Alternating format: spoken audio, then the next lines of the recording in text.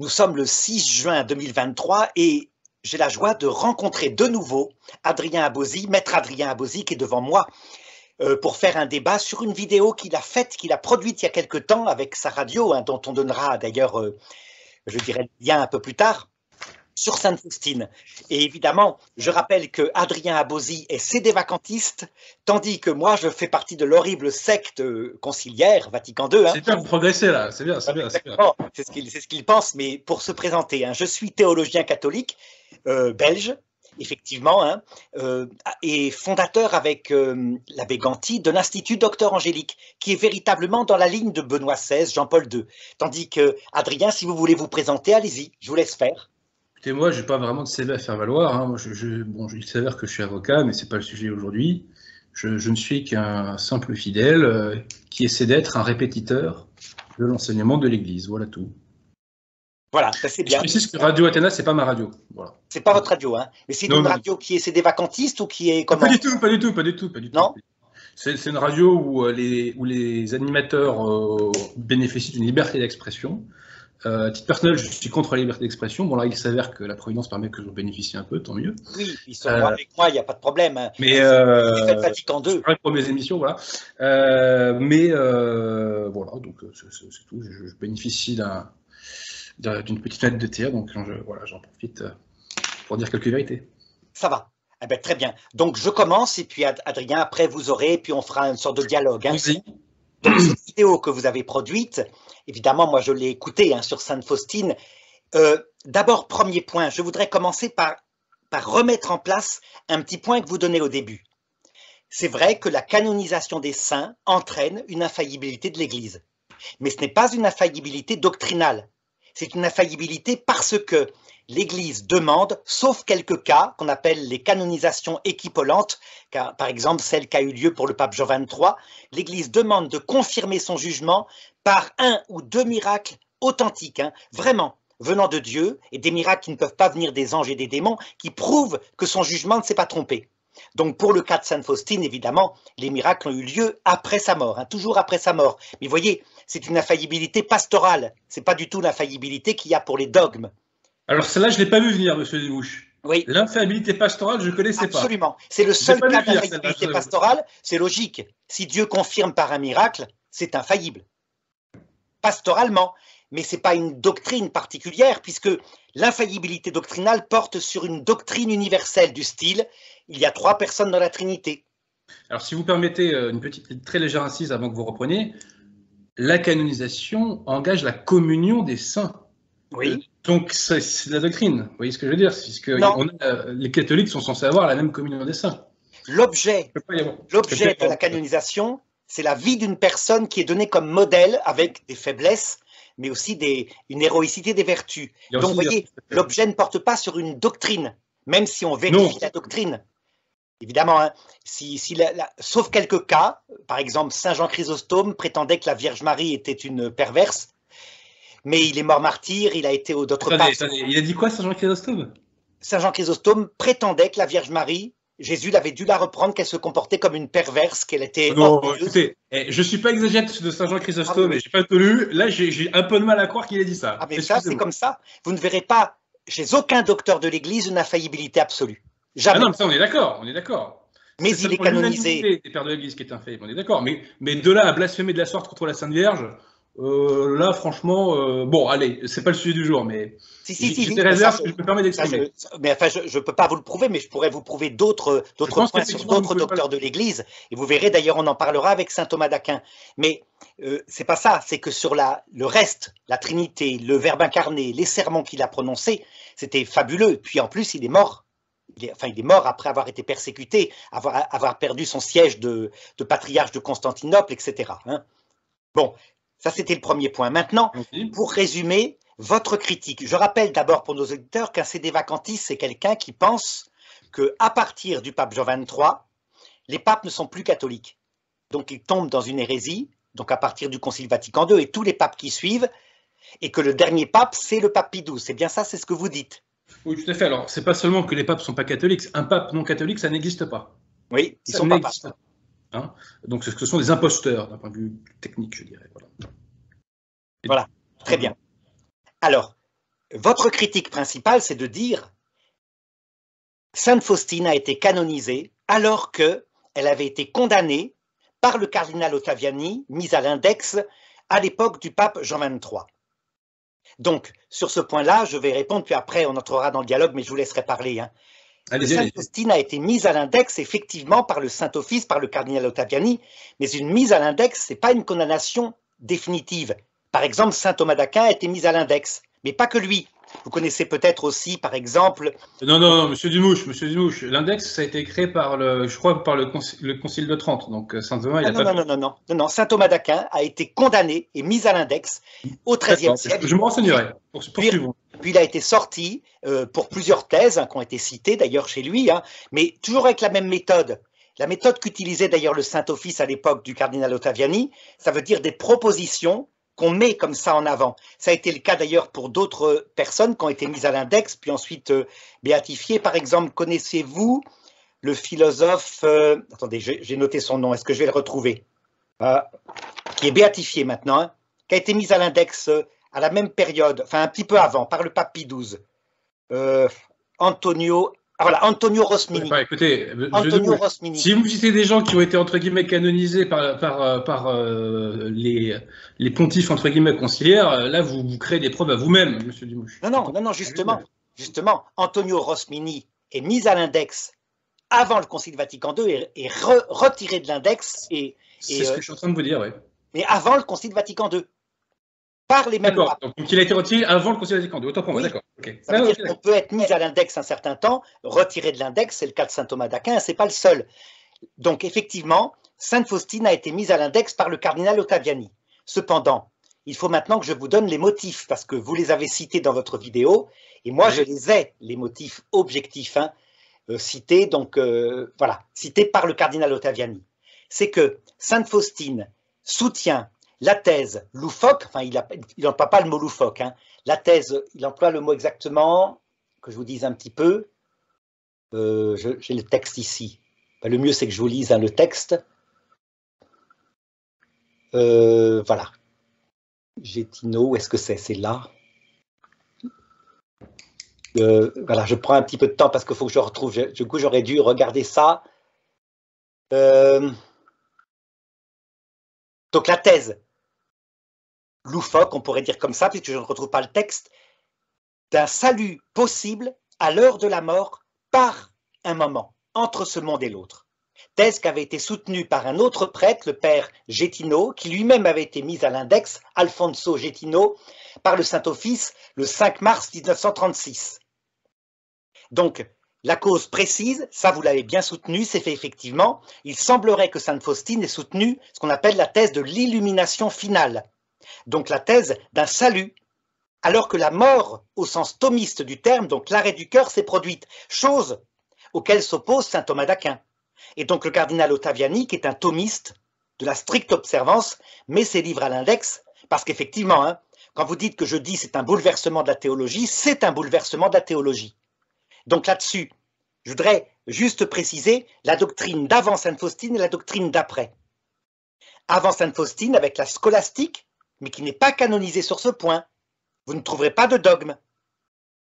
Ça consiste à dire que toute personne sans exception qui arrive après l'instant de l'arrêt du cœur, qui correspond à la séparation de l'âme et du corps, quelle que soit la cause, ça veut dire pas seulement un péché volontaire et parfaitement maîtrisé, mais ça peut être aussi un païen qui n'a jamais entendu parler du Christ, un enfant mort sans baptême, ou alors un chrétien pauvre pécheur et qui est tombé dans des péchés de faiblesse. Mais c'est aussi les gens qui sont dans un péché volontaire. Donc, quelle que soit la cause, on est damné pour l'éternité. Pour quelle raison? Et vous l'avez bien soutenu dans votre vidéo, à cause de la justice de Dieu. Voilà.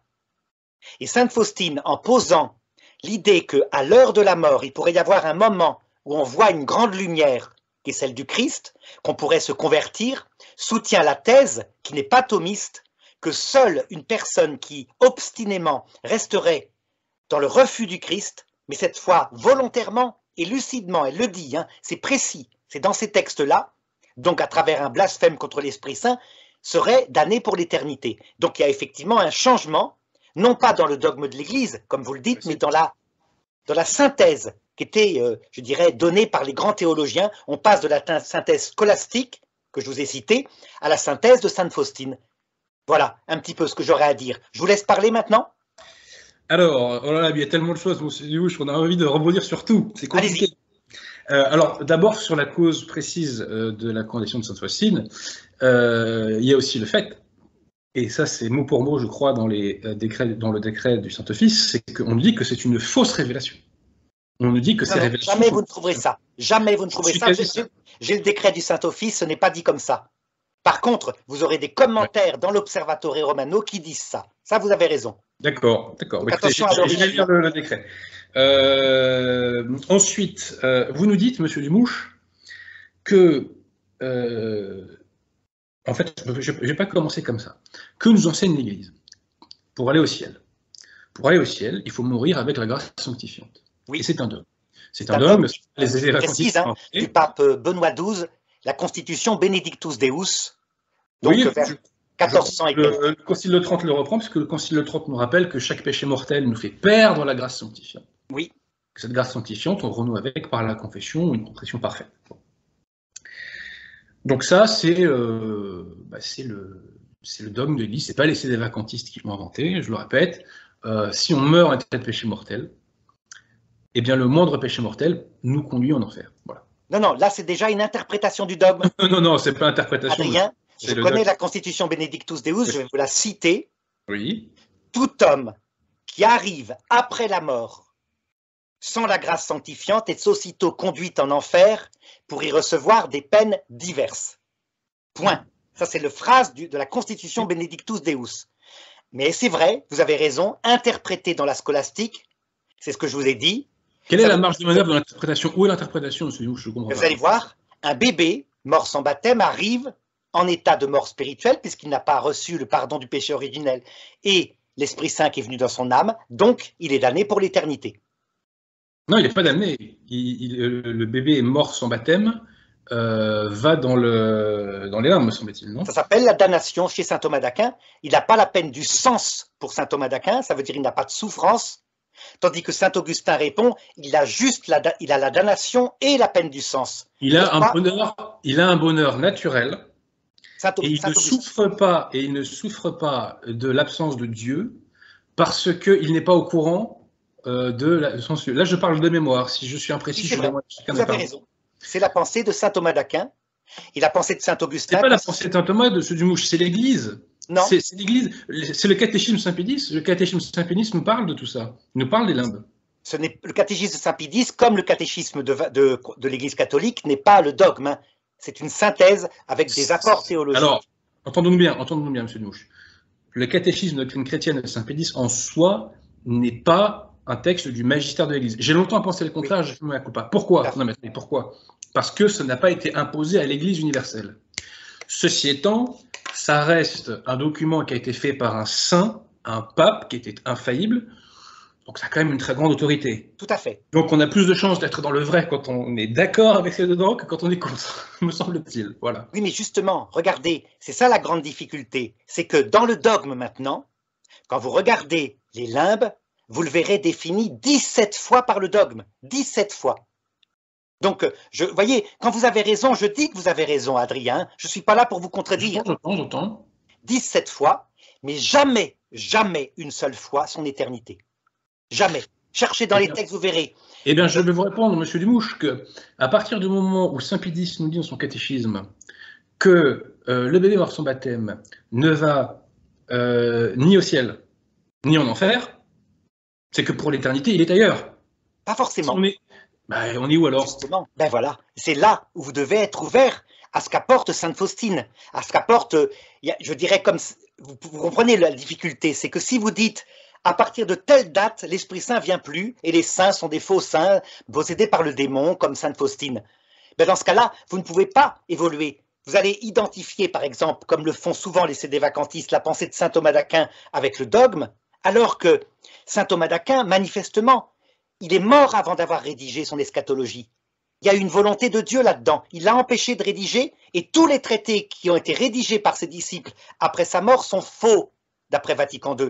C'est quand même significatif. Oui. On n'est jamais mieux servi que par soi-même, monsieur Desmouches. Mais non, c'est pas ça, c'est que regardez, Écoutez, très simplement, prenez le traité du mariage. On s'en est pas aperçu pendant 700 ans qu'il s'était trompé, saint Thomas? Non, mais heureusement qu'il est mort avant. C'est pas lui d'ailleurs, c'était à partir d'écrits de moi, je ne parle pas de la somme théologique, monsieur Desmouches. Moi, je parle du magistère de l'Église. Ben justement. Du magistère de l'Église. Hein. Premièrement, le magistère de l'Église, parlons-en. Thomas, c'est hors sujet en réalité. En vérité, c'est hors sujet. Vous ne trouverez pas quelqu'un qui le connaît mieux et qui l'honore le mieux. Le dogme sur les limbes existe. C'est vrai, 17 fois, mais jamais leur éternité. Donc, vous avez glissé insensiblement, sans même vous en rendre compte, à une conséquence qui est scolastique, qui dit c'est forcément éternel, puisque après la mort, il n'y a pas de salut. Donc, s'ils sont dans les limbes, dans un bonheur naturel, et qu'après la mort, il n'y a pas de salut, conclusion, c'est que les limbes sont éternelles. Oui, mais... Mais attendez, monsieur Douche, excusez-moi, mais saint Paul nous dit très clairement qu'on est jugé sur ce qu'on a fait au ciel. Hein. Ce qu'on a fait sur terre, excusez-moi. Mais justement, les bébés n'ont rien fait. Ils sont ni coupables, ni innocents, ils n'ont rien fait, ils sont des bébés.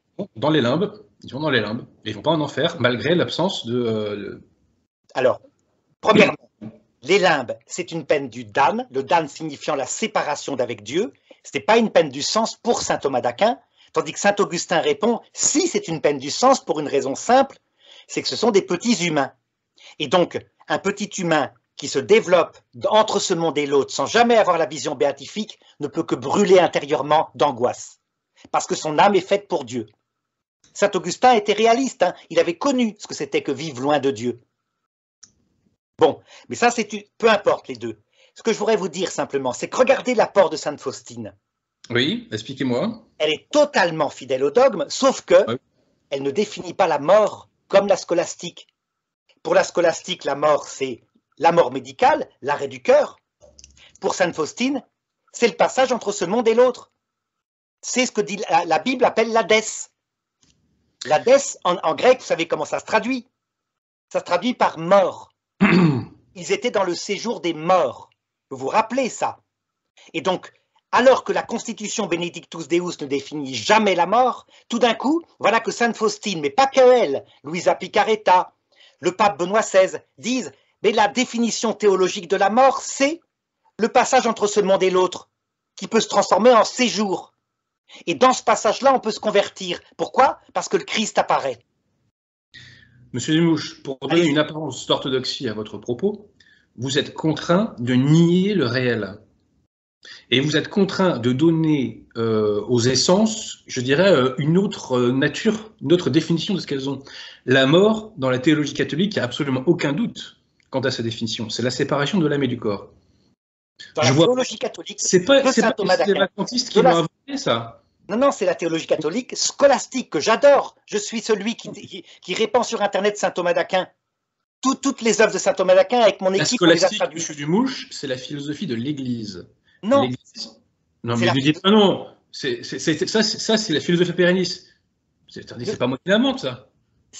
Saint Thomas d'Aquin est le docteur commun de l'Église catholique, mais ça ne veut pas dire que chacune de ses conclusions sont la philosophie de l'Église. Parce que je vous dis que la scolastique, c'est la philosophia perennis, c'est pas moi qui l'ai inventée, c'est la philosophie de l'Église. Et si quelque chose d'aussi central que cette question de la mort avait été mal défini par la scolastique, l'Église l'aurait balayé depuis longtemps. L'Église n'a jamais touché à cela parce qu'elle n'est pas d'accord sur le fait que la mort, c'est la séparation de l'âme et du corps. Mais vous, pour donner une apparence d'orthodoxie, je dirais plutôt pour faire une sorte d'acrobatie théologique, vous changez en fait la donne, vous changez les cartes, vous changez la règle du jeu. Eh ben non. La règle du jeu, monsieur Dumouche, c'est qu'une fois qu'on est mort, une fois que notre âme est séparée de notre corps, la partie est finie.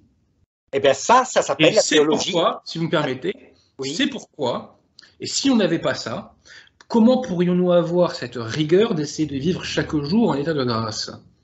S'il n'y avait pas ça, on dirait, écoutez, je ne vais quand même pas me fouler, j'ai le droit au repêchage. Alors je peux y aller avec les péchés. Adrien, je réponds d'abord à la première partie. Vous avez parfaitement défini la théologie scolastique. Vous avez raison, la théologie scolastique, c'est celle que vous suivez. Mais constatez que la théologie scolastique, elle met en enfer éternel 99% de l'humanité, puisque Ça, c'est vous très n'en savez pratique. rien. Non, non, ça, vous n'en savez rien. Étant donné que vous êtes musulman, vous n'avez donc pas la grâce, puisque un musulman n'y croit pas, n'en veut pas. Il veut vivre comme un serviteur de Dieu quand c'est un bon musulman. Sans compter les islamistes, ça c'est autre chose, qui servent le démon. Mais je parle d'un musulman, il ne veut pas vivre d'une amitié avec Dieu, la charité étant une amitié avec Dieu. Donc, enfer éternel. Il meurt sans la grâce. L'ignorance invincible, et moi, Dieu sait si je ne suis pas du genre à le mettre à toutes les sauces, monsieur Dumouche. Mais il y a l'ignorance invincible, il y a peut-être des gens qui se sauvent donc, dans les fausses religions, malgré les fausses religions, et qui sont donc des membres invisibles de l'Église. Mais quand bien même, monsieur Dumouche, elle mettrait 1% de gens au ciel, si c'est l'enseignement de l'Église, ce serait comme ça, parce que le bon Dieu veut le salut de tout le monde, mais il ne l'a pas promis à tout le monde. Alors, je vais vous répondre. Adrien, le Concile de Trente, vous y croyez? Eh bien, regardez la 6e session du Concile de Trente sur la grâce. L'ignorance invincible fait qu'on meurt sans la grâce. Et le Concile de Trente dit, ça n'empêche pas qu'il y a dans ces hommes-là une préparation au salut. Non, non, non, le Concile de Trente ne dit pas que le... J'ai pas le texte sous les yeux, ça m'étonnerait grandement que le Concile de Trente, session, quand on meurt avec l'ignorance invincible, d'ailleurs, je vais vous le prouver. On a la charité. Sans la charité, on ne peut pas aller au ciel, monsieur Dumouche. Bien sûr. Et voilà, ça c'est le Concile de Trente, il a tout à fait raison et j'y adhère. On ne peut pas aller au ciel. Dire le contraire. Non, vous allez voir, le Concile de Trente montre que quelqu'un de bonne volonté dans l'ignorance invincible n'a pas la charité. Si, si, bah si, justement, c'est ça la définition. Eh bien justement, cette théorie-là date du cardinal Journet, dans les années 50. Non, monsieur Dumouche. Il y a des textes de Pie IX sur l'ignorance invincible. L'ignorance invincible, Pie IX est très précis, il dit « ces hommes pourront être sauvés ». Et vous traduisez par « ils sont dans le salut, ils ont la grâce ». Non, ça veut dire que l'Église, à cette période-là de Pie IX, ne sait pas comment ils pourront être sauvés. Mais elle dit « ils pourront être sauvés », ce que ne nie pas le Concile de Trente. Mais voyez la différence entre pouvoir être sauvé alors qu'on ne vit pas de la grâce et être dans le salut qui implique la grâce sanctifiante. Donc, pour vous prouver que je dis vrai, vous savez que le Concile de Trente nie que la foi suffise pour être sauvé. C'est contre Luther, vous le savez ça. Oui, parce qu'il faut la charité aussi. Ben voilà, ça veut dire que le Concile de Trente dit la foi est nécessaire, mais n'est pas suffisante. La foi est nécessaire parce que sans la foi, on ne peut pas avoir la charité. C'est logique, il faut connaître Jésus-Christ et son amour pour pouvoir l'aimer. Oui, tout à fait, oui. Mais je vois pas le rapport là en fait. Mais le rapport, c'est simple, c'est qu'il y avait à un moment donné, dans le dogme de l'Église, certains mystères qu'on ne connaissait pas encore, qu'on ne savait pas expliquer, qui étaient déjà donnés, et que le Concile Vatican II va résoudre. Résoudre, ça veut dire quoi? Le Concile Vatican II est exactement dans la même ligne lorsqu'il dit dans les autres religions, il n'y a pas le salut, mais il y a des semences, des préparations au salut. Donc ce que vous êtes en train de me dire, monsieur Dumouche, c'est que Sainte Faustine est l'inspiratrice de Vatican II. Non, elle n'est pas l'inspiratrice de Vatican II, puisque Vatican II ne prend pas la théologie de Sainte Faustine, elle ne le connaît pas encore. À l'époque, elle est à l'index.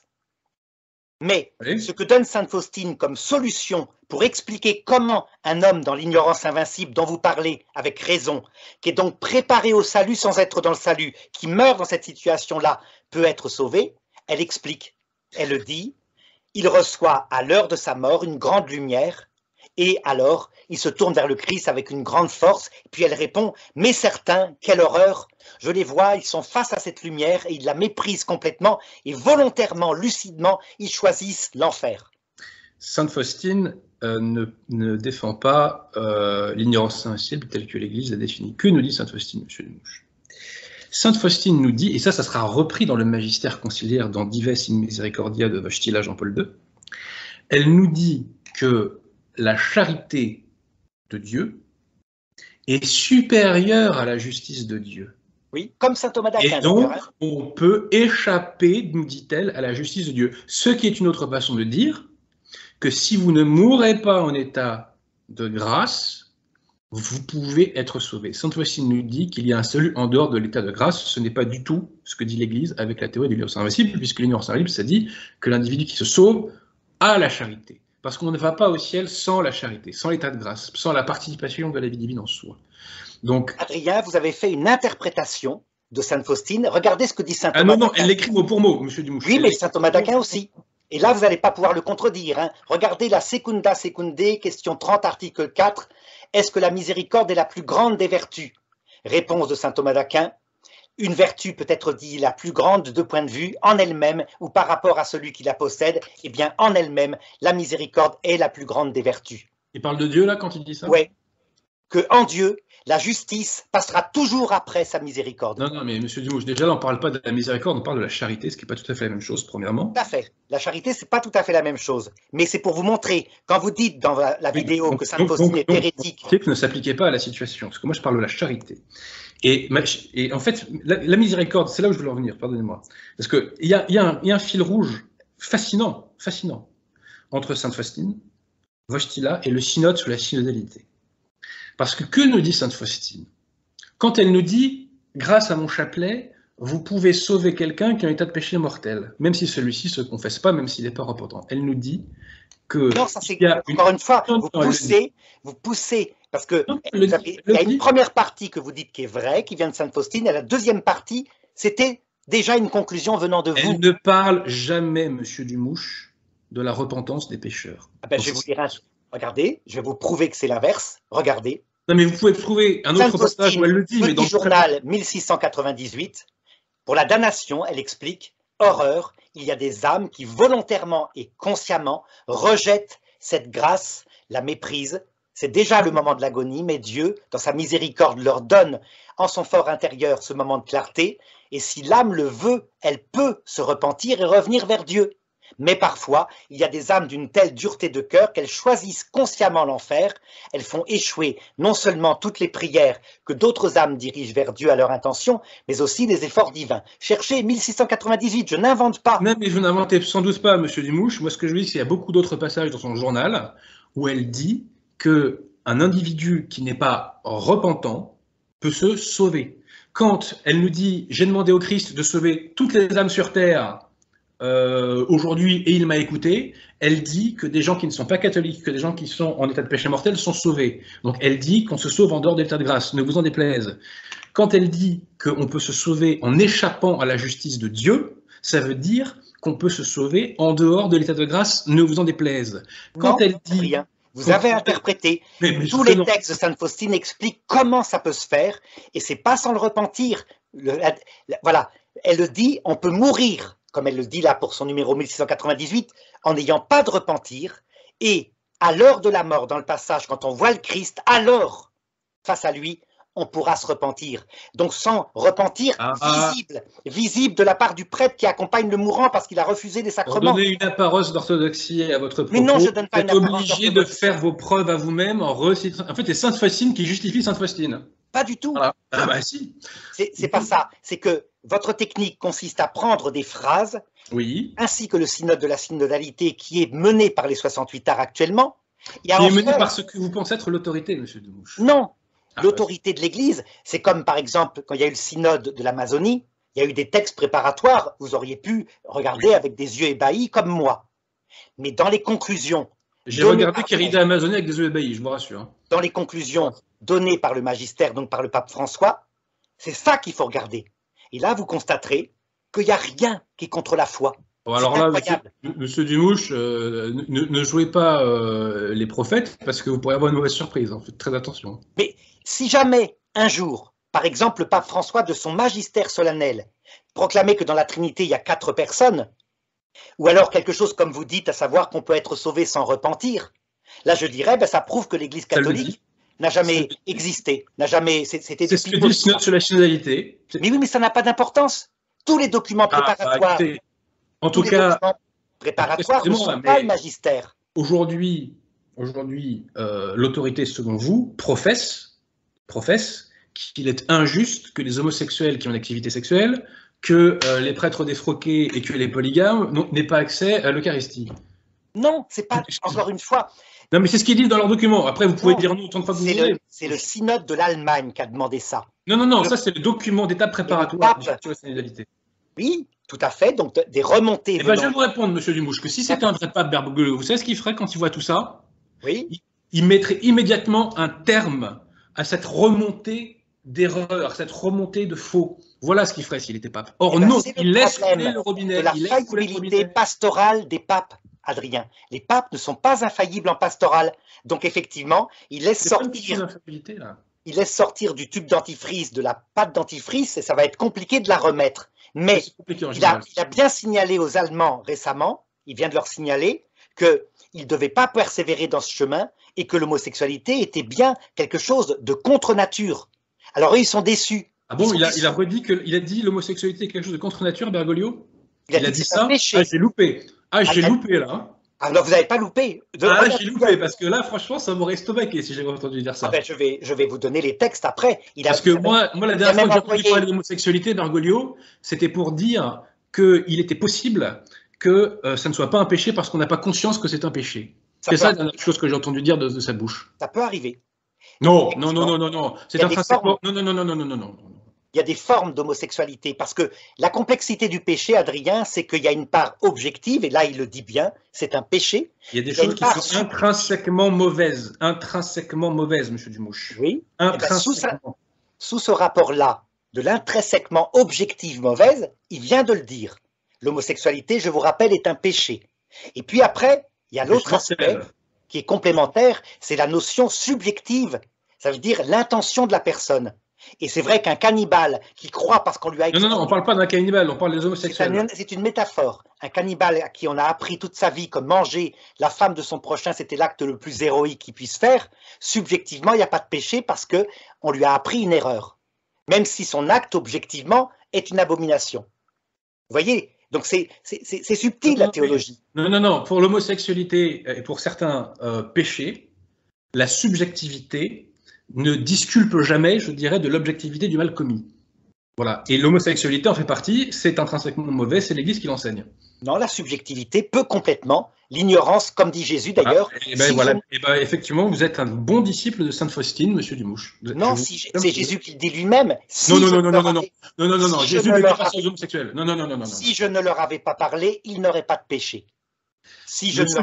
Pour ce qui concerne la loi naturelle, l'Église nous enseigne que nous l'avons tous en nous. Et ça, il n'y a pas que les catholiques qui l'ont, nous l'avons tous en nous. Si quelqu'un commet un homicide, il sait que c'est mauvais. Je vous réponds que dans certaines tribus, par exemple des Indiens d'Amérique, où on considérait que tuer l'ennemi, c'était l'acte le plus héroïque pour sa tribu, la partie subjective intervient. La loi naturelle peut être étouffée. Ce que vous me dites, c'est que vous me dites... la partie subjective donc, permet de disculper totalement le pécheur pour certains péchés, comme par exemple l'homosexualité. Je vous réponds que la partie subjective ne permet pas de disculper l'activité homosexuelle. Voilà. Et tout à fait d'accord. Et c'est l'enseignement de l'Église. Et le Seigneur sur le Adrien, il est en train de revenir là-dessus. Il est en train de revenir là-dessus. Terminons ça. Et après, on retourne à ce sujet. D'un point de vue objectif, vous avez raison. La conscience éclairée, c'est repérer objectivement là où il y a un acte contre nature. Par exemple, intrinsèquement mauvais. Les médecins qui demandent aux jeunes filles de changer de sexe parce qu'elles sont en crise d'adolescence, etc. actuellement, c'est intrinsèquement pervers et mauvais. En soi, faire croire à une jeune fille qui est mal dans sa crise d'adolescence que c'est un garçon, il y a un problème. Et maintenant, subjectivement, ça veut dire à cause justement de l'aveuglement dont vous avez parlé tout à l'heure, quand vous avez parlé d'ignorance invincible. C'est intrinsèque ou c'est subjectif, il faut savoir. Les deux. C'est-à-dire qu'il faut regarder le péché du point de vue objectif. Objectivement, la théorie woke est une horreur. Et subjectivement, une jeune fille qui se fait faire une mastectomie, c'est-à-dire enlever les seins parce qu'elle croit que c'était formidable, il est évident qu'elle s'est fait piéger et que l'ignorance invincible peut lui pardonner tout péché. Elle n'est pas coupable, elle a été manipulée. C'est ça le problème. Vous comprenez? Vous devez en théologie être capable de jongler entre l'objectivité du fait et la subjectivité de l'intention. Je vous réponds que vous poussez le bouchon de la subjectivité beaucoup trop loin, exactement comme Bergoglio dans Mors Laetitia avec la légitimation de l'adultère. Bergoglio nous dit les adultères peuvent communier quand ils n'ont pas conscience de leurs conditions. Moi, je vous réponds qu'il y a des situations qui sont intrinsèquement mauvaises et que la subjectivité ne peut pas excuser. Il n'y a pas de péché sans conscience du péché, mais dans une certaine limite. Et il y a des actes qui sont intrinsèquement mauvais, et donc voilà, il faut en rendre compte et il faut s'en confesser si on veut renouer avec l'état de grâce. Je suis d'accord, par exemple, le sadisme cruel fait par quelqu'un de méchant va mettre objectivement dans la conscience une espèce de culpabilité, là vraiment, parce que c'est très visible, donc il y a une loi naturelle, hein. Il y a des fois où l'objectivité rejoint la subjectivité, je suis tout à fait d'accord. Mais voyez, comme c'est beaucoup plus souple, l'être humain n'est pas carré comme ça. L'être humain est compliqué, il est aussi en devenir. L'homosexualité n'a jamais été, entre guillemets, disculpée par l'Église pour un motif de subjectivité, monsieur Mouche. Jamais, jamais, jamais, jamais, jamais. C'est un péché qui crie vengeance face à Dieu, dit le catéchisme. Reprenons. C'est comme si on disait l'avortement, il n'y a pas de péché parce que je n'ai pas conscience. Ben non, tu as tué quelqu'un, voilà. L'avortement, c'est un assassinat. Voilà. Bon, je prends l'exemple de l'avortement. Sortons de l'homosexualité, ça sera plus simple. Dans l'avortement, il y a objectivement un enfant qui est tué. Ça, c'est clair. Ça veut dire que vous regardez le fait, et il n'y a rien à dire. Le pape Jean-Paul II a même montré que son âme spirituelle est créée à sa conception. Mais, effectivement, lorsqu'une maman est persuadée, convaincue, parce que par exemple elle est athée, que ce n'est pas un être humain, mais juste une verrue, il n'est pas conscient d'ailleurs, il n'est pas développé, et donc c'est un peu comme la pilule, eh bien, elle ne sait pas ce qu'elle fait. Elle tombe dans ce que disait Jésus, « Père, pardonne-leur, ils ne savent pas ce qu'ils font. » Il y a quand même un péché. Il y a quand même un péché, monsieur. Bien sûr, et ce qui fait qu'à l'heure de sa mort, et c'est là que la théologie de Sainte Faustine va intervenir, pour réunir tout, Monseigneur Léonard, l'archevêque de Bruxelles, disait « À l'heure de la mort, les mamans, lorsqu'elles verront leur petit enfant qui les accueillera, alors il y aura là la découverte objective de ce qu'elles ont fait, mais en même temps, de la part de l'enfant, une réconciliation, parce qu'il les adoptera. Elles ne savaient pas ce qu'elles faisaient. Et elles, est-ce qu'elles se pardonneront? Alors là, déjà, excusez-moi, ça dépend des cas, parce qu'il y a des femmes qui savent très très bien ce qu'elles font quand elles avortent, et il faut pas leur retirer leur responsabilité. Ce ne sont pas que des femmes dans des situations économiques en détresse qui font ça, c'est aussi des grandes bourgeoises qui ont parfaitement conscience de ce qu'elles font, et l'avortement de confort, c'est une réalité. Voilà. Et bien sûr, il y a plus que ça. Il y a même des femmes du MLF, c'est-à-dire de la génération de mai 68, où c'est pire que ça. Elles sont seules, elles sont divorcées, elles ont avorté 30 fois, et elles enseignent ça aux jeunes en prétendant que c'est le bonheur alors qu'elles sont malheureuses comme des pierres. Donc il y a de l'obstination. Donc ça peut être parfois, l'avortement peut être parfois un péché contre l'Esprit Saint. C'est-à-dire ces femmes-là sont en danger par rapport à leur salut éternel. Mais vous voyez, il n'y a pas que ces femmes-là. Ces femmes-là existent, mais il y a aussi des femmes qui font ça parce qu'elles croient que… Oui, ben elles croient que, mais néanmoins il y a une faute qui a été commise et on ne peut pas dire qu'il n'y a pas de faute, il n'y a pas de péché à expier. Peut-être que leur responsabilité est atténuée. Merci. Ah, voilà. Non, mais ça, c'est évident. Ben oui, mais vous voyez… Mais attention, c'est pas parce que la responsabilité est atténuée qu'il n'y a plus de responsabilité. Mais il y a toujours un péché à expier. Tout existe. Depuis la responsabilité la plus grave pour, par exemple, certaines femmes du MLF qui en plus avaient la foi et se sont assises dessus, jusqu'à l'absence totale de responsabilité pour une femme qui sincèrement croit que c'est comme la pilule. Non, non, mais il y a des actes pour lesquels il n'y a pas d'absence totale de responsabilité. Et l'homosexualité, par exemple, en est un. Voilà. Ouais, c'est les péchés qui crient vengeance face à Dieu. Excusez-moi, le catéchisme nous dit pour certains d'entre eux qu'ils sont intrinsèquement mauvais. Bon, bah, qu'est-ce que vous voulez que j'y fasse? Qu'est-ce que vous voulez que j'y fasse? Vous verrez que l'homosexualité n'en fait pas partie. Par contre, dans les péchés qui crient vengeance vers Dieu, il y a le fait de ne pas payer l'ouvrier le soir. Ça veut dire qu'un patron capitaliste qui fait travailler des ouvriers en les laissant dans une misère totale comme le 19e siècle, eh bien, ça a crié vers Dieu. Ça a provoqué quoi? La naissance du communisme avec 100 millions de morts. C'est un fait. Un péché qui crie vers Dieu, c'est un péché qui provoque sur terre le malheur. Donc on voit qu'il y en a certains, mais effectivement, l'avortement le provoquera, je pense, tôt ou tard, parce que ne serait-ce que par la dépopulation de la civilisation occidentale, mais il y a des femmes qui subjectivement n'en sont pas conscientes. Donc voyez, à partir de là, prenez Sainte Faustine et tout va se mettre en place. Si vous admettez que Dieu, pour le moment, durant la vie terrestre, se cache, et comme le dit saint Paul, là c'est une phrase qui va vous bouleverser, je pense, parce qu'elle va vous paraître profondément hérétique. C'est dans l'Épître aux Romains. Si c'est saint Paul qui le dit, non, excusez-moi. Il y a des risques. Il y a des risques. Étant donné il n'est pas exclu que l'interprétation que vous fassiez de saint Paul me paraisse hérétique, monsieur Dumouche. Ça, je vous confirme. Ça, c'est pas ça. Il y a des risques. Alors, regardez. Celle-là. Romains 11, 32. Car Dieu a enfermé tous les hommes dans la désobéissance. Donc, voyez, premier point. Il a enfermé tous les hommes dans la désobéissance. On dirait du Calvin. Calvin nie la liberté humaine. Moi, je ne la nie pas, je suis catholique. Je dis simplement que je constate qu'elle est un peu diminuée. pour certains.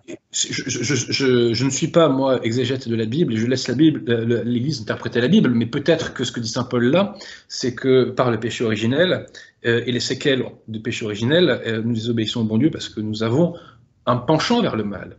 Bien C'est sûr. en ce sens-là que nous sommes désobéissants. Absolument. Donc ça veut dire que Dieu peut se servir, et ça c'est pas du thomisme, hein, c'est vraiment du saint Paul, mais expliqué par sainte Faustine, du péché originel, où les hommes tombent dans une barbarie totale parce que Dieu se cache, jusqu'à, comme dit vous allez voir le prophète Ézéchiel, je vous lirai un texte tout à l'heure, jusqu'à sacrifier leurs propres enfants. Mais regardez comment conclut saint Paul en disant « pour faire à tous miséricorde ». Pour faire à tous miséricorde. Vous saisissez, c'est du sainte Faustine, c'est pas du saint Thomas. Vous n'avez pas lu la phrase en entier, donc non, j'ai pas saisi. Donc je vous relis, Romains 11, 32. Car Dieu a enfermé tous les hommes dans la désobéissance pour faire à tous miséricorde. D'accord. Ben moi, je vous réponds que le catéchisme de l'Église nous enseigne qu'un mal est permis en vue d'un plus grand bien. Voilà. Toujours. Toujours. Ça veut dire que Dieu ne fait rien pour damner quelqu'un. Il fait tout pour sauver, y compris le grand pécheur. Et quelquefois, en le laissant même... Oui, mais je vois pas le rapport avec sainte Faustine, M. Dumouche. Ben, vous allez voir, c'est que si jamais vous prenez la théologie de saint Thomas d'Aquin, ça ne marche pas ce texte-là. Si la mort est l'instant, comme vous dites, de l'arrêt du cœur, avec la séparation de l'âme et du corps, il n'y a pas de miséricorde. Vous mettez en avant la justice. Non. Parce que la miséricorde... Mais qu'est-ce que c'est la miséricorde, M. Dumouche?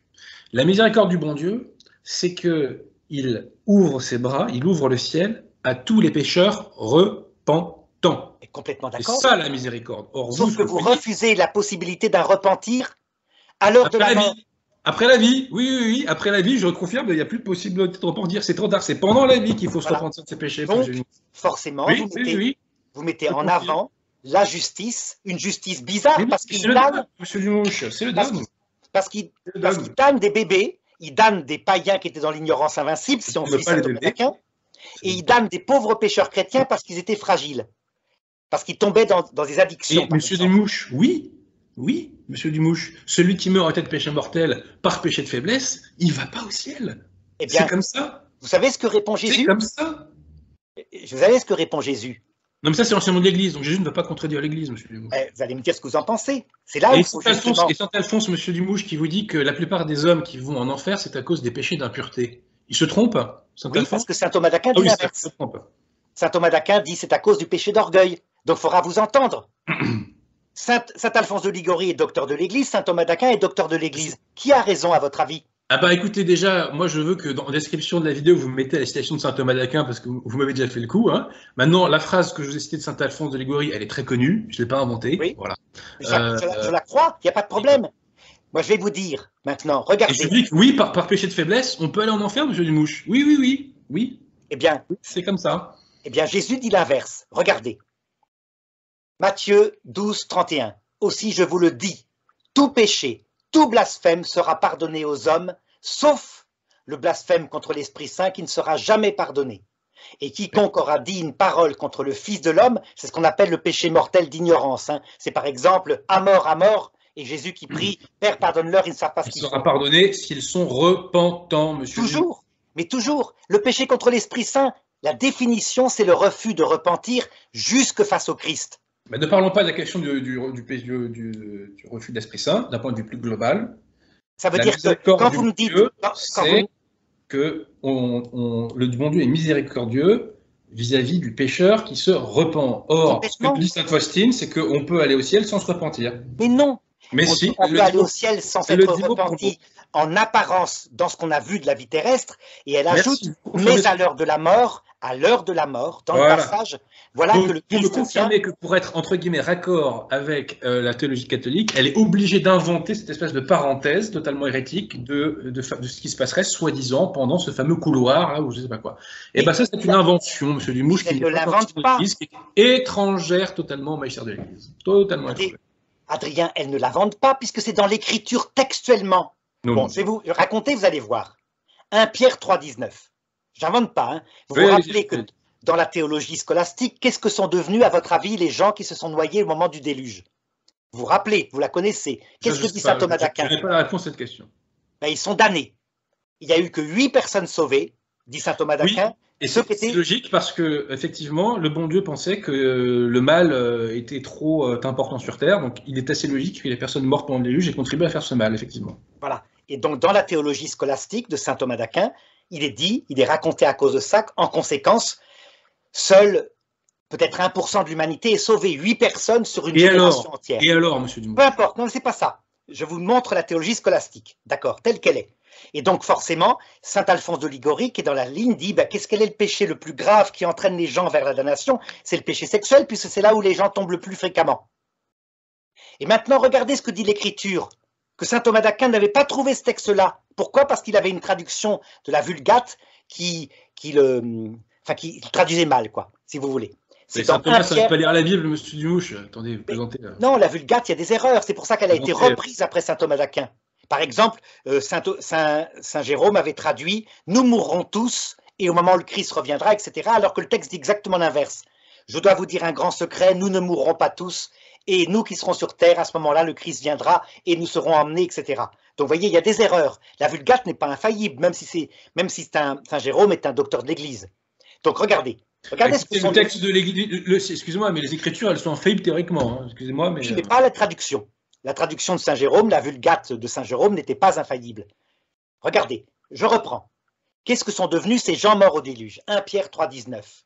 C'est lui, Jésus, qui s'en est allé prêcher aux esprits qui étaient en prison, à ceux qui jadis avaient refusé de croire lorsque Dieu patientait, au jour où Noé construisait l'arche, dans lequel un tout petit nombre, en tout 8 personnes, furent sauvées à travers l'eau. C'est pour ça, en effet, donc, que même dans la mort a été annoncée la bonne nouvelle, afin que ces hommes qui avaient été jugés selon les hommes dans la chair, par le fait qu'ils étaient morts, vivent maintenant selon Dieu dans l'esprit. Ça veut donc dire que ces hommes-là, qui étaient damnés, soi-disant, étaient en fait dans l'Hadès. Non, mais attendez. Ils disent pas qu'ils étaient damnés. Ils disent qu'ils étaient jugés selon les hommes. Donc c'était pas Dieu qui les avait jugés, c'était les hommes. C'est saint Thomas d'Aquin qui pensait qu'ils étaient damnés. Attendez, ce que vous venez de lire, c'est quoi? Je viens de dire que le texte. Non, mais le texte que vous venez de lire. Quelle est la référence au texte que vous venez de lire? Le texte de saint Pierre raconte comment les hommes morts au déluge ont été sauvés.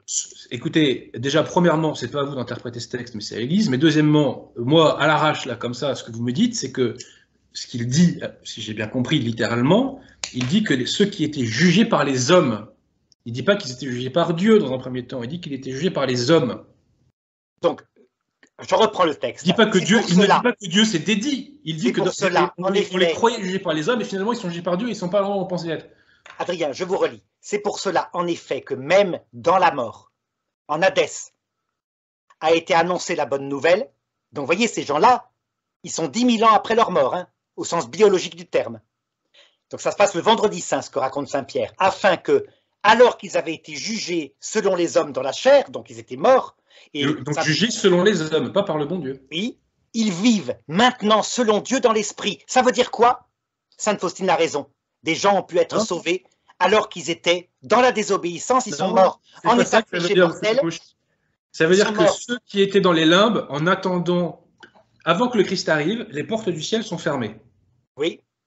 Donc ça, c'est 2 fois, le Christ, il est aux enfers, chercher les gens pour les emmener au ciel. C'est ça que ça dit. Voilà, c'est tout. Il n'y a pas besoin de Sainte Faustine. Mais si, ça veut dire que ceux qui attendaient le ciel, ils ont finalement eu accès. Ça veut dire que l'interprétation de saint Thomas d'Aquin comme quoi après la mort, c'est trop tard, est faux, puisqu'ils sont depuis 10 000 ans dans la mort. Et le texte biblique dit bien dans la mort. Donc la mort. Attendez, vous comparez 2 choses qui n'ont rien à voir, monsieur Dumouche. Mais non, je compare les choses. Vous comparez le cas de gens qui sont morts sous l'Ancien Testament et à qui le ciel était fermé et à qui il a fallu attendre l'arrivée du Christ pour qu'ils aillent au ciel, et les règles établies ensuite quand le Christ arrive. Ça veut dire donc. Ce sont 2 choses totalement différentes. Vous comparez 2 choses qui n'ont rien à voir. Adrien, si je conclus votre théologie, il vaut mieux être né avant le Christ. Au moins, on avait une chance d'être sauvé le vendredi saint. Maintenant, c'est fini. Maintenant, c'est beaucoup plus terrible. On est damné à l'instant de l'arrêt du cœur. C'est beaucoup mieux. Donc, formidable la rédemption. Mais monsieur Dumouche, oui, mais acceptez-le. C'est l'enseignement de l'Église. Si vous mourrez en état de péché mortel, vous allez en enfer. Oui, c'est comme ça pour tout le monde. Adrien. Si vous écouteriez à Vatican II, vous écouteriez le pape Benoît XVI, il vous raconterait, par exemple dans le catéchisme de l'Église catholique, vous qui prenez le catéchisme comme il y a une certaine autorité, regardez le texte excusez-moi, mais bon, bref. Le texte qui parle de ce qui se passe à l'heure de la mort, catéchisme de l'Église catholique, donc c'est 1983, numéro 633. La bonne nouvelle a été annoncée aux morts, comme le dit le texte que je viens de vous dire, 1 Pierre 4, 6. La descente de Jésus aux enfers est l'accomplissement dans la plénitude de l'annonce de l'Évangile, et ce mystère qui s'est réalisé le vendredi saint, eh bien, il a une valeur d'extension à tous les hommes, de tous les temps et de tous les lieux. Ça veut dire que le Christ descend chercher les hommes à l'heure de leur mort. C'est pas compliqué. Ça, ce sont les hérésies modernistes, M. Dumont. Et oui, ça veut dire que vous avez la solution. Tout devient cohérent. Si vous pour le salut universel, tout devient cohérent, effectivement. Mais ce n'est pas ce que l'Église enseigne, M. Dumont. Si vous admettez que la vie terrestre, Dieu nous laisse dans l'ignorance et la faiblesse. On peut pécher énormément. Beaucoup sont dans la désobéissance. Mais que la vie terrestre se termine par un couronnement qui est le retour du Christ, à l'heure de la mort ou à la fin du monde. Que là, puisqu'on a été enfermés dans la désobéissance pour certains d'entre nous, par exemple ceux qui sont athées, on découvre le Christ, que face à lui, face à son apparition... Vous pouvez répéter 150 fois, M. Dumouche, votre hérésie. On peut se convertir. Et qu'alors, attendez, je termine, Adrien, et qu'alors, après la mort, donc envisagé comme la venue du Christ, là, dans le passage, un homme qui serait sans la grâce, c'est parce qu'il a refusé le Christ, parce qu'il a dit « rien à foutre de ton salut », comme le dit sainte Faustine, alors effectivement, ça devient cohérent, il est damné pour l'éternité, il est en état de péché contre l'Esprit Saint. C'est logique. Vous n'avez plus besoin de damner les bébés, plus besoin de damner les païens. Le nous enseigne qu'il n'y a pas que le péché contre l'Esprit Saint qui damne, M. Dumouche. Tout péché mortel non confessé, non repenti, non regretté, damne. C'est comme ça. Le péché contre l'Esprit Saint, Adrien. Mais pas que, M. Dumouche. N'importe quel péché mortel damne. N'importe quel péché mortel damne. N'importe quel, c'est le Concile de Trente. Le péché contre l'Esprit Saint est le seul péché mortel qui est dans le refus de se repentir, quoi qu'il arrive, jusqu'en enfer. J'ai bien compris, M. Dumouche. Maintenant, ceci étant posé, je vous réponds que n'importe quel péché mortel non confessé, non regretté, conduit en enfer. C'est l'enseignement de l'Église. Non, c'est l'enseignement de la scolastique. Non, c'est le Concile de Trente, M. Dumouche. Justement, vous l'interprétez, le Concile de Trente. Non, en poussant. Je reprends parce que la Constitution Benedictus Deus est bien plus précise. Si vous arrivez après la mort sans la grâce sanctifiante, vous êtes damné. On est d'accord, Adrien. Votre interprétation avec la scolastique que vous appelez la théologie... Le péché mortel fait perdre la grâce sanctifiante, M. Dumouche. Oui, ça c'est vrai. Mais la scolastique en déduit, donc elle conduit en enfer. Et c'est là que ça ne va plus. Mais non, c'est l'enseignement de l'Église.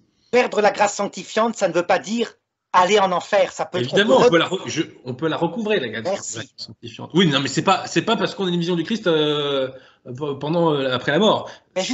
C'est par la contrition, c'est par la confession qu'on retrouve la grâce sanctifiante. On regrette ses péchés, parce qu'on les accuse.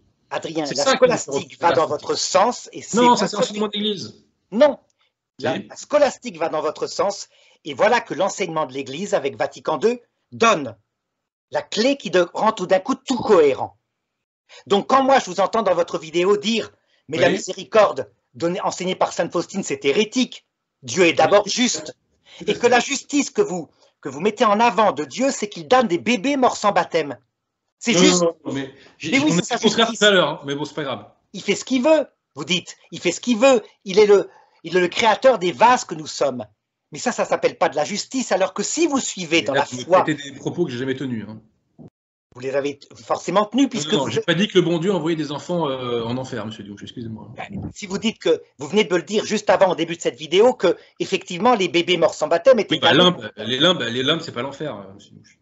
Les limbes, c'est une damnation pour l'éternité. Et vous l'admettez comme étant un acte de la justice de Dieu. Les limbes, c'est un bonheur naturel. Vous n'avez qu'à être baptisé. Vous admettez en plus un bonheur naturel.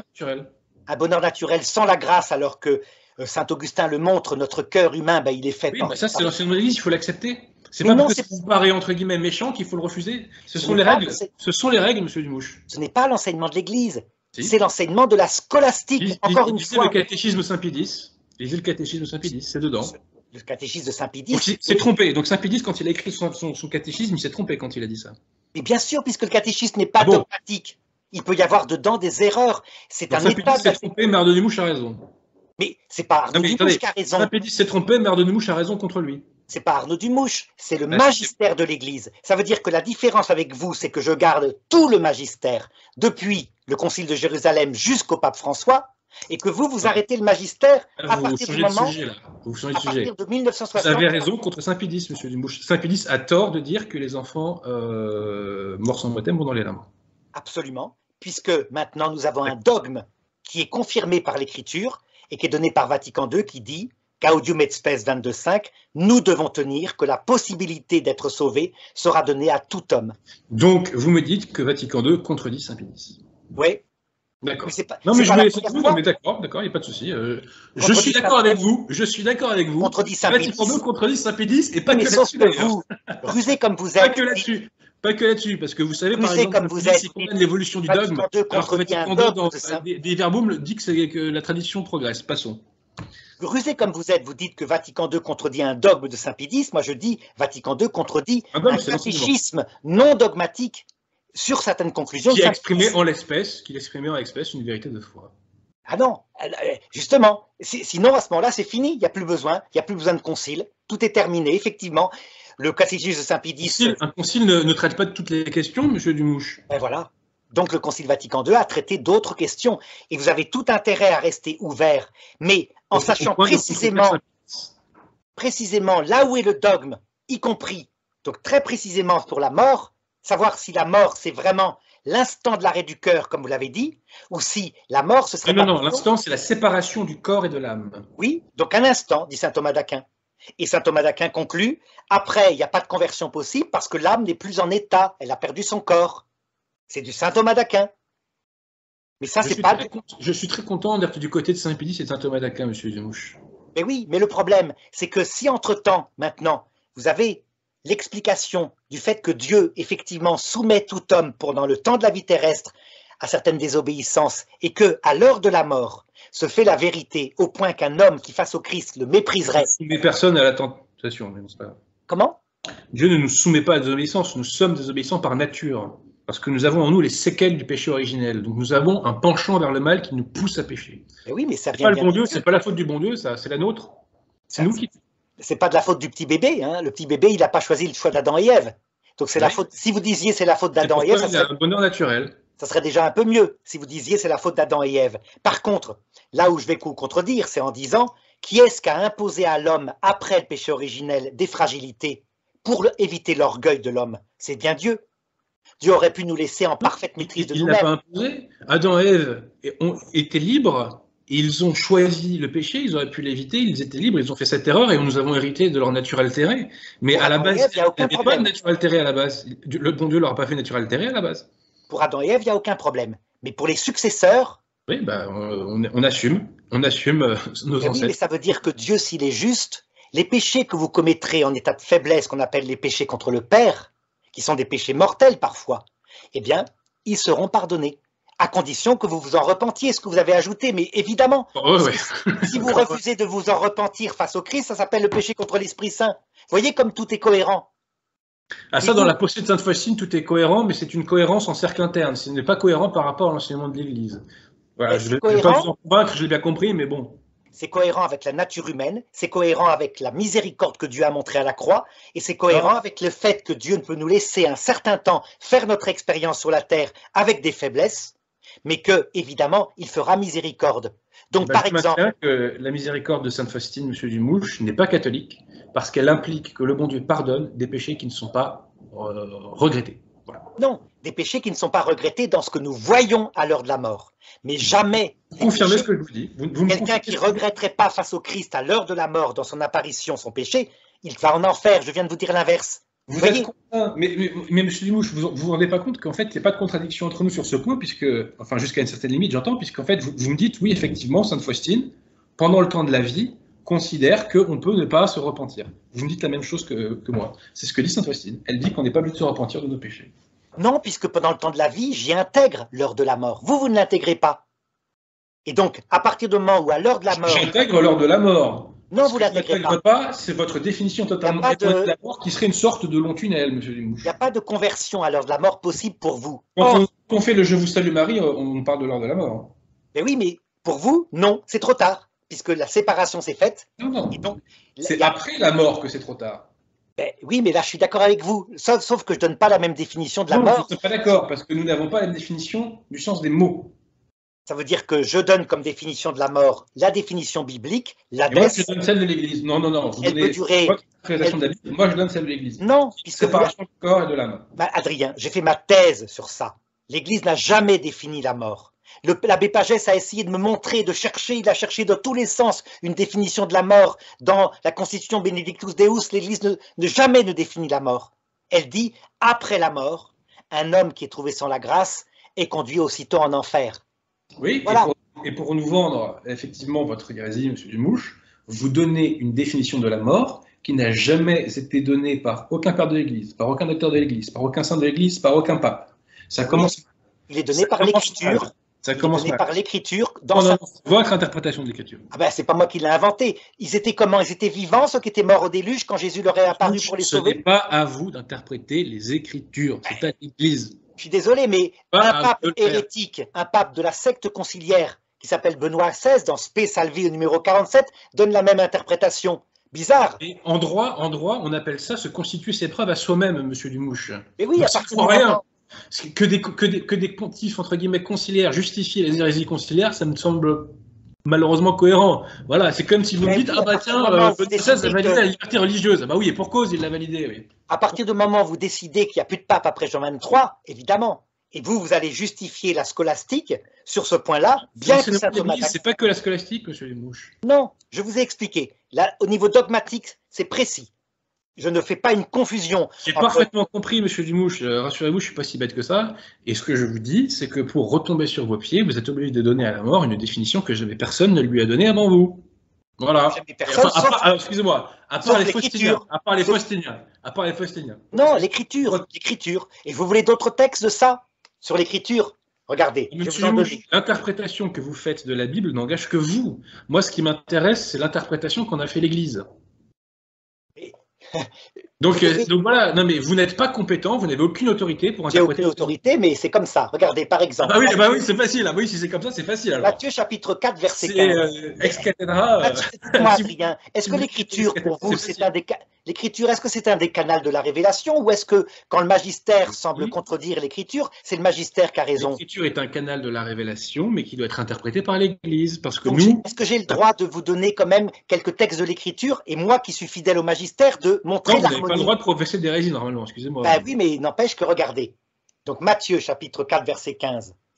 Le peuple qui demeurait dans les ténèbres a vu une grande lumière sur ceux qui demeuraient dans la sombre région de la mort. Hadès, en grec. Une lumière s'est levée. Dès lors, Jésus se mit à prêcher et à dire, etc. Vous avez tout qui est raconté sans arrêt. Quand Jésus dit « Allez en Galilée ». Allez en Galilée, je vous apparaîtrai. Est-ce que vous vous êtes demandé pourquoi est-ce qu'il disait ça? Non, mais moi je laisse l'Église interpréter la Bible. Non, vous ne laissez pas l'Église. Je n'ai pas compétence pour le faire. Je laisse l'Église interpréter. Je laisse les pères de l'Église interpréter la Bible, par exemple. Ils sont beaucoup plus compétents. Puisque vous êtes sorti de l'Église volontairement à partir de Jean 23. Non, j'échappe à votre secte. C'est pas pareil, excusez-moi. À partir de Jean 23, vous décidez que le magistère n'a plus le droit d'interpréter. Ce n'est pas moi qui décide. Jean 23 a professé l'hérésie, il n'était pas pape, monsieur. Et voilà. Donc ça s'appelle quoi? Tout d'un coup, bizarrement, étonnant, alors que vous avez, vous, Adrien, un dogme qui date de 1870 qui vous dit, quoi qu'il arrive, le magistère dans la doctrine universelle est protégé infailliblement. Le pape? Vous décidez que tout d'un coup, mystérieusement, à partir de Jean 23, les cardinaux, tous nos cardinaux, vous y faire, monsieur Dumouche. Auraient élu un pape hérétique. Non, ils ont élu un imposteur, ils ont élu un moderniste qui n'était pas pape.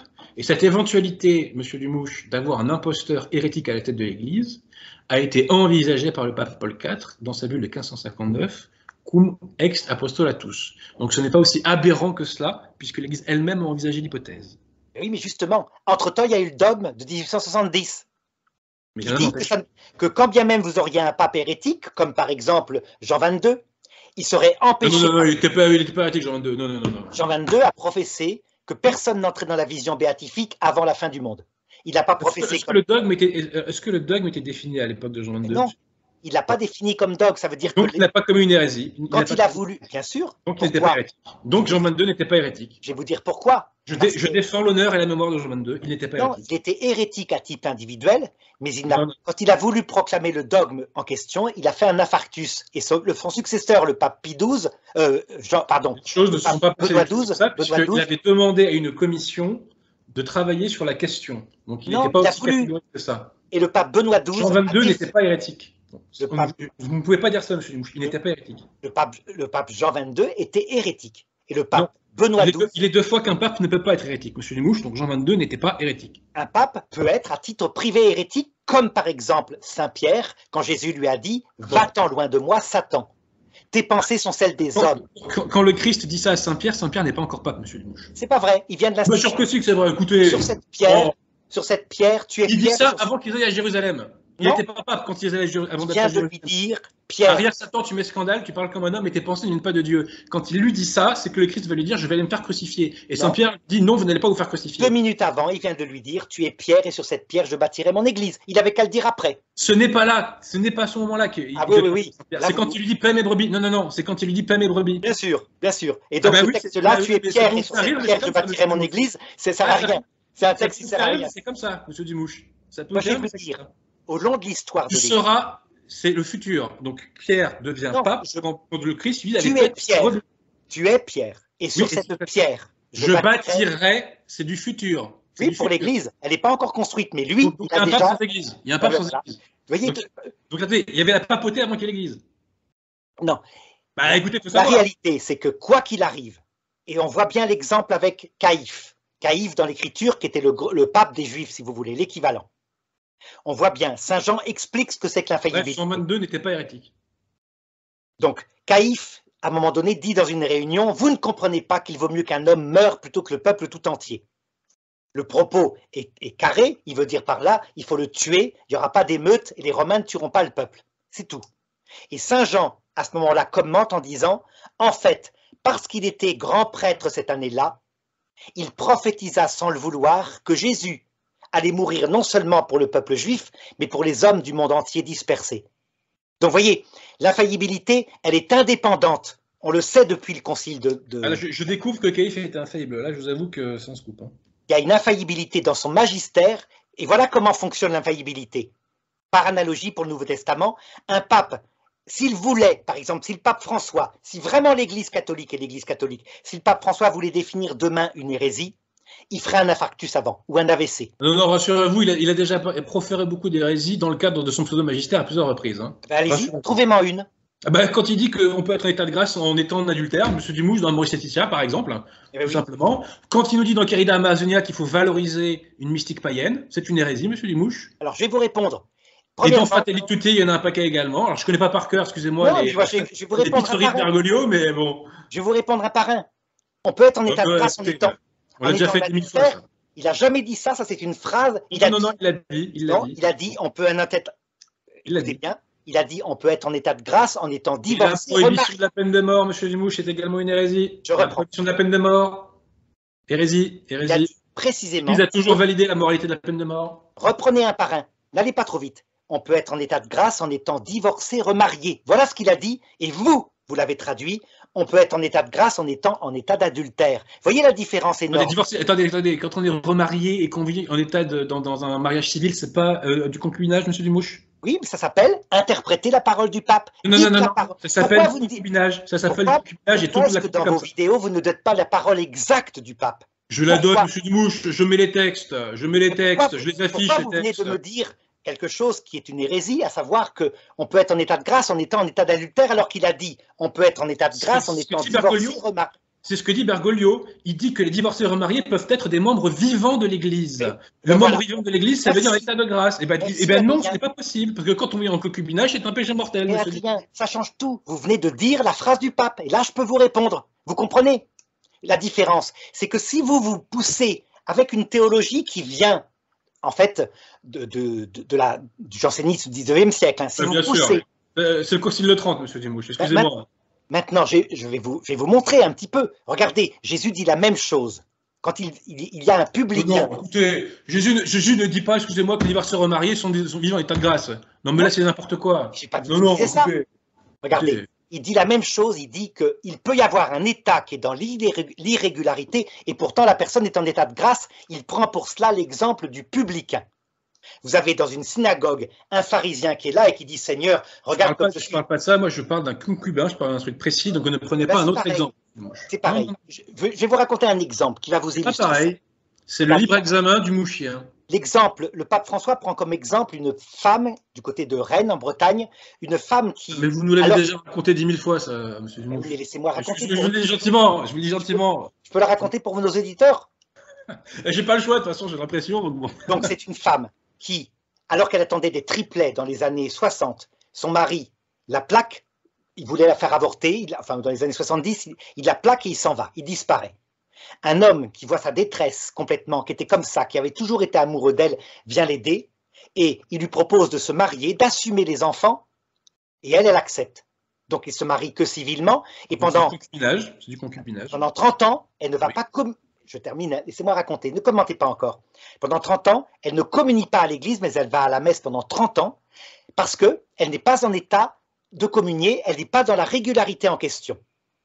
Et le pape François prend cet exemple-là pour dire, la femme en question, elle aurait dû, depuis 30 ans, demander à l'église, est-ce que son mariage était valide, elle aurait vu que non. Et non, mais ça n'a rien à voir, si le mariage n'est pas valide. Il dit, dans ce cas-là, un prêtre aura l'autorisation. Non. Je continue, laissez-moi terminer. Dans ce cas-là, un prêtre aura l'autorisation par un jugement, quand il fait dans le confessionnal, à une femme comme ça, dont il voit le mérite, il voit l'humilité, de lui permettre ponctuellement l'absolution et de lui permettre la communion. Vous comprenez? Ça veut dire que cette femme-là, par son humilité, son obéissance à l'Église, peut être en état de grâce, évidemment. Non.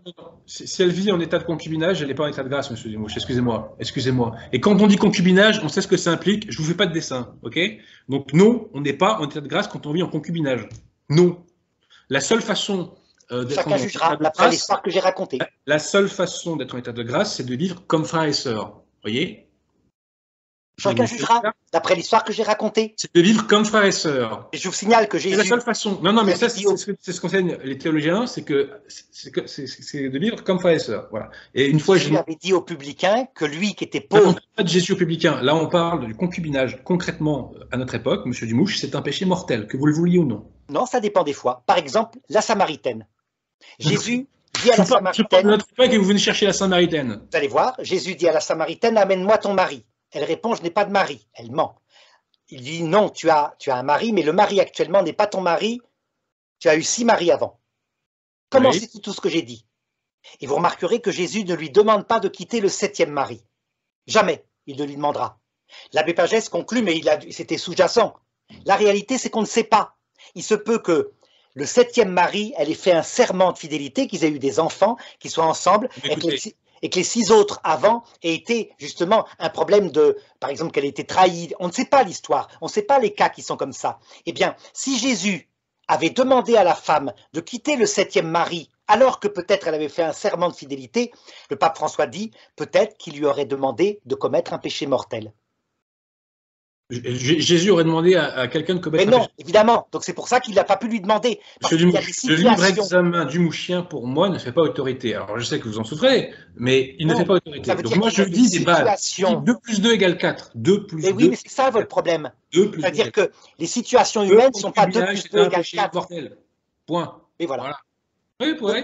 Je l'assume, et je dis le concubinage c'est un tel péché mortel. Et si une personne, monsieur Dumouche, se marie avec quelqu'un catholiquement, d'accord, qu'il y a une séparation parce que le mari est volage et qu'il s'en va. Cette personne, devant Dieu, est toujours mariée. Oui. Et elle ne peut pas se remettre en couple avec qui que ce soit. C'est dur? Oui, c'est dur. Oui, c'est dur. C'est une croix à porter? Oui, c'est une croix à porter. Voilà.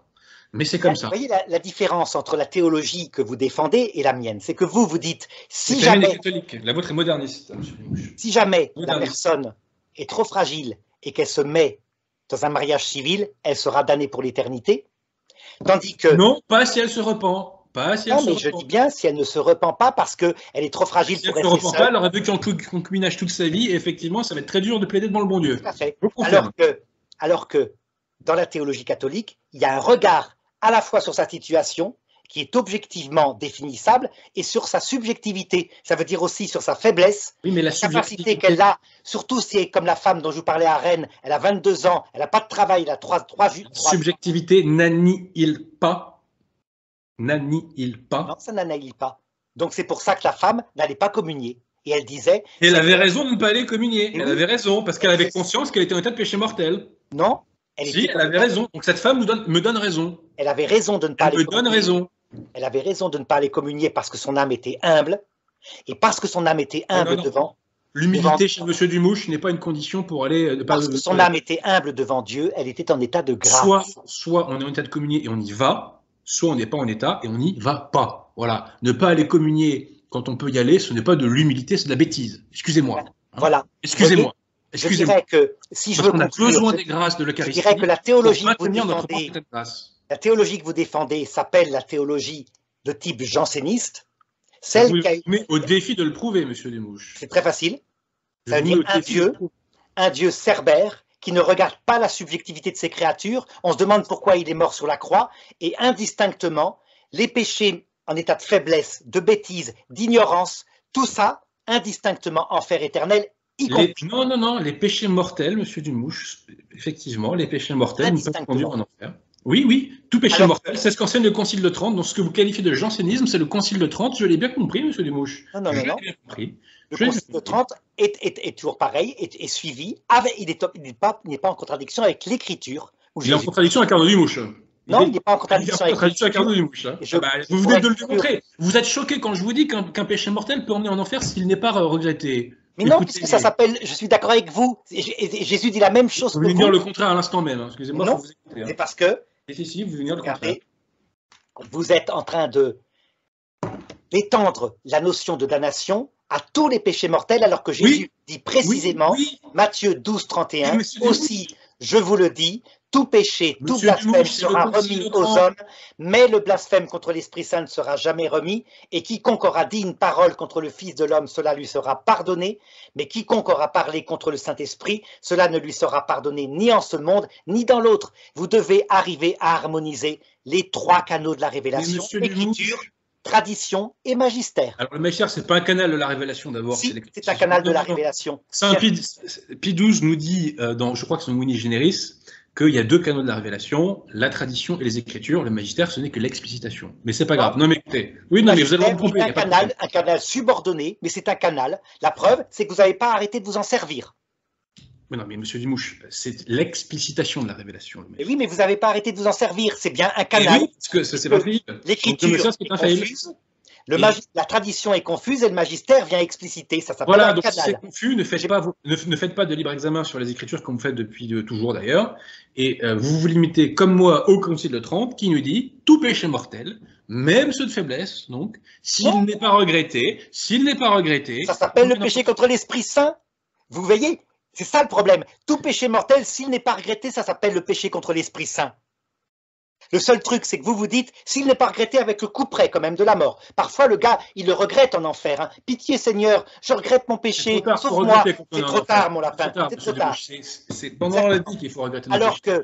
Alors que dans la théologie de Sainte Faustine, c'est tout péché mortel. Dans la théologie de Sainte Faustine, on est bien d'accord. Tout péché mortel, s'il n'est pas regretté jusque face au Christ à l'heure de la mort, conduit en enfer. Et là, ça devient cohérent. Ah oui, mais c'est une hérésie extrêmement cohérente. Hein. Moi, j'ai jamais dit que c'était pas cohérent, monsieur Dumouche, comme hérésie. J'ai pas de problème avec ça. Hein. Voilà, je crois qu'on a fait un bon débat, hein, Adrien. Qu'est-ce que vous en pensez ? Oui, c'était assez long, hein, mais bon. C'était assez sanglant, mais c'était bien. Maintenant, je crois que chacun va pouvoir se faire une opinion. C'est surtout ça qui est intéressant. Donc, j'espère qu'on en refera d'autres. Hein. Oui, moi, je n'ai pas d'opinion. Hein. Je me plie à ce que dit l'Église. Voilà, c'est tout. Et allez lire le Concile de Trente. Voilà, je donne un conseil. À ce que dit l'interprétation scolastique. Hein, je vous l'ai déjà dit. Mais ça, c'est pas grave. On va pas se répéter. Je crois qu'on maintenant. Oui, on va pas se répéter. Parce que, bref. Voilà. Mais je vous remercie. Merci à vous. Hein. Votre invitation. Et merci aussi. On a quand même réussi à s'entendre, hein, même si on n'est pas d'accord.